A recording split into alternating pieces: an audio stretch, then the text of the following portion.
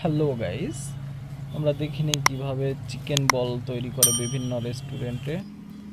তো দেখতেই পাচ্ছেন চিকেন বলগুলো আগের থেকেই এক এক কিছু কাঠিতে সাজানো থাকে।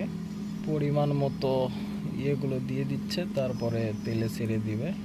তেলে ছেড়ে দেওয়ার 2 মিনিটের মধ্যেই তৈরি হয়ে যায়।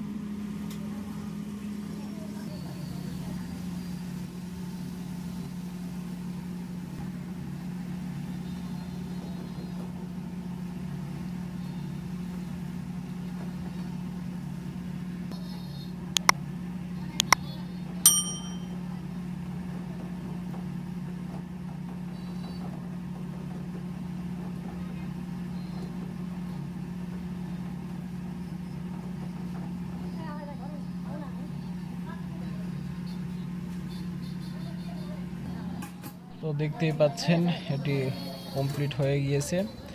এখন এগুলো সামনে সেজে রেখে দিবে।